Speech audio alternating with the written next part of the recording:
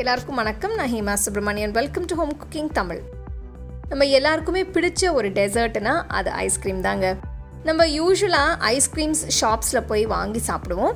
இன்றைக்கி நான் உங்களுக்கு 2 வித்தியாசமான ஐஸ்கிரீம் ரெசிபீஸ் எப்படி வீட்டில் ஈஸியாக செய்கிறதுன்னு காட்ட போகிறேன். ஸோ வாங்க எப்படி செய்கிறதுன்னு பார்க்கலாம்.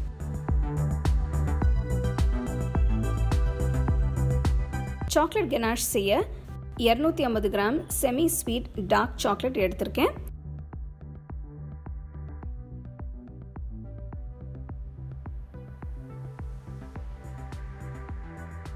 சின்ன துண்டுகளை கட் பண்ணுங்க, அப்பதான் மெல்ட் பண்ண ஈஸியாக இருக்கும்.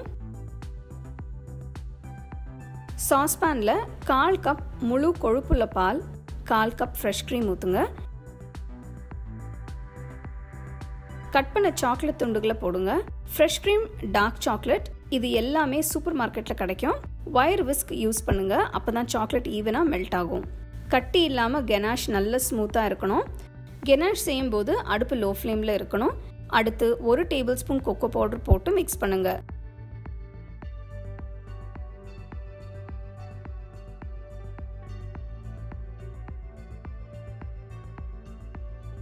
மூணு 4 டேபிள் ஸ்பூன் சர்க்கரை போடுங்க. சர்க்கரையோட அளவு உங்கள் விருப்பம்தான். நீங்கள் யூஸ் பண்ணுற சாக்லேட்டோட ஸ்வீட்னஸ் பொறுத்து சர்க்கரை போட்டுக்கோங்க. சர்க்கரை கரையிற வரைக்கும் கிண்டணும். அடுப்பு லோ ஃப்ளேமில் இருக்கணும். கெனாஷ் இப்போ ரெடி ஆயிடுச்சு. பாருங்க, நல்ல க்ரீமியாக ஸ்மூத்தாக இருக்கு. கெனாஷ் நல்லா கம்ப்ளீட்டாக ஆறணும். எடுத்து வச்சிருங்க. நான் 450 கிராம் ஃப்ரெஷ் க்ரீம் பெரிய பவுலில் எடுத்திருக்கேன். ஹேண்ட் பீட்டரில் மீடியம் ஸ்பீடில் இதை பீட் பண்ண போகிறேன். ஹேண்ட் பீட்டர் இல்லைன்னா வயர் விஸ்கில் இதை செய்யலாம். 2 நிமிஷத்துக்கு பீட் பண்ணுங்க. பீட் பண்ணுறதுக்கு முன்னாடியே பவுல்லையும் க்ரீமையும் 10 நிமிஷத்துக்கு ஃப்ரிட்ஜில் வச்சு சில் பண்ணுங்க. இதில் சாக்லேட் கெனாஷ் ஊற்றுங்க. சாக்லேட் கெனாஷ் நல்லா ஆறி ரூம் டெம்பரேச்சரில் இருக்கணும். 1 நிமிஷத்துக்கு பீட் பண்ணுங்க.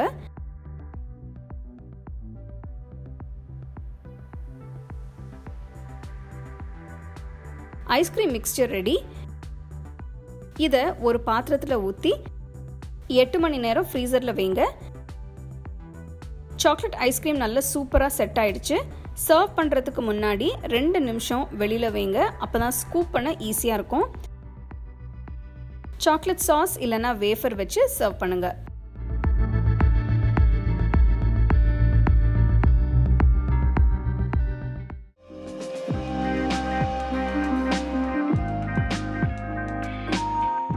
வெனிலா ஐஸ்கிரீம் செய்யறதுக்கு முதல்ல 500 ml பால் காய்ச்சணும். இப்போ இந்த ரெசிபிக்கு நான் ஃபுல் ஃபேட் மில்க் எடுத்திருக்கேன். அப்போ தான் உங்களுக்கு நல்லா திக்காக க்ரீமியாக இருக்கும். பால் காஞ்ச உடனே ஃப்ளேம் லோ பண்ணிவிடுங்க. அடுத்தது இந்த ரெசிபிக்கு நான் ஒரு முழு வெனிலா பீன் எடுத்து அந்த வெனிலா சீட்ஸை நான் யூஸ் பண்ண போகிறேன். இப்போ உங்களுக்கு இந்த வெனிலா பீன் கிடைக்கலன்னா நீங்கள் வெனிலா எசன்ஸ் யூஸ் பண்ணிக்கலாம். ஸோ இந்த வெனிலா பீன் கட் பண்ணுறதுக்கு ஒரு பக்கத்துலேருந்து கத்தி போட்டு நல்லா கீறி உள்ளே இருக்கிற வெனிலா சீட்ஸை மெதுவாக கத்தியாலே கீறி பாலில் போட்டுருங்க. பார்த்தீங்கன்னா உங்களுக்கு நல்லா அந்த வெனிலா சீட்ஸ் நல்லா தெரியுது. ஸோ இந்த வெனிலா சீட்ஸில் தான் உங்களுக்கு அந்த வெனிலா ஃப்ளேவர் எல்லாமே கிடைக்கும். ஃப்ளேம் லோவில் வச்சு பாலை நல்லா கொதிக்க விடணும்.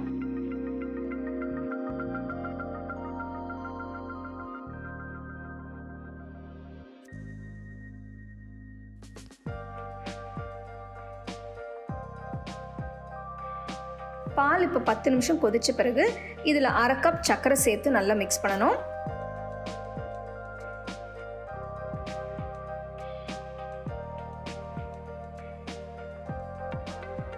பால் அடிப்பிடிக்காமல் அப்பப்போ அதை மிக்ஸ் பண்ணிகிட்டே இருக்கணும். பாலில் சர்க்கரை போட்ட பிறகு பாலை நல்லா கொதிக்க விட்டு அதை நல்லா ரெடியூஸ் பண்ணணும். இப்போ இந்த பாலை நம்ம நல்லா கண்டென்ஸ் பண்ண போகிறோம்.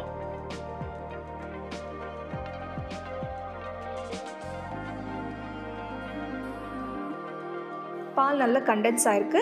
ஸ்டவ் ஆஃப் பண்ணிவிட்டு தனியாக எடுத்து வச்சுருங்க. அடுத்தது ஒரு பவுலில் 300 ml ஃப்ரெஷ் க்ரீம் எடுத்து ஹேண்ட் பீட்டர் வச்சு 1 நிமிஷத்துக்கு நல்லா பீட் பண்ணணும். ஃப்ரெஷ் க்ரீமை பீட் பண்ணுறதுக்கு முன்னாடி பீட் பண்ணுற பவுலும் ஃப்ரெஷ் க்ரீமும் நல்லா ஜில்லுன்னு இருக்கணும்.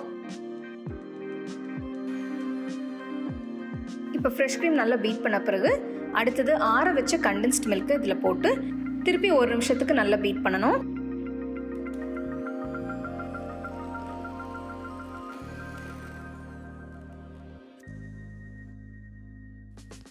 வெனிலா க்ரீம் ரொம்ப அருமையாக நல்லா சேர்ந்து வந்திருக்கு. இப்போ இந்த பவுலில் அப்படியே 1 மணி நேரத்துக்கு ஃப்ரீஸ் பண்ணணும். 1 மணி நேரம் கழித்து பார்த்தீங்கன்னா பாதி செட் ஆகிருக்கு. பவுல் ஃப்ரீசர்லேருந்து எடுத்து திருப்பி ஒரு வாட்டி பீட் பண்ணணும்.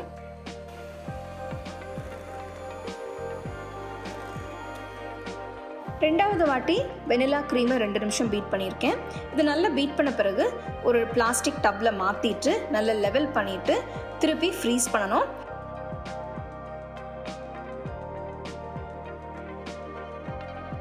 ரெண்டாவது வாட்டி ஃப்ரீஸ் பண்ணும்போது ஒரு 8 மணி நேரத்துலேருந்து 12 மணி நேரம் வரைக்கும் ஃப்ரீஸ் பண்ணணும்.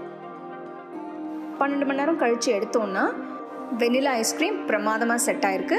இது நீங்கள் அப்படியே வெளியில் எடுத்து ஸ்கூப் பண்ணி சர்வ் பண்ணுங்கள். இது நீங்கள் fresh fruits, chocolate sauce, nuts, இந்த மாதிரி ப்ரௌனி கேக் எது வேணால் வச்சு சர்வ் பண்ணலாம். ஸோ கண்டிப்பாக இந்த ரெசிபி நீங்கள் வீட்டில் ட்ரை பண்ணி பாருங்கள்.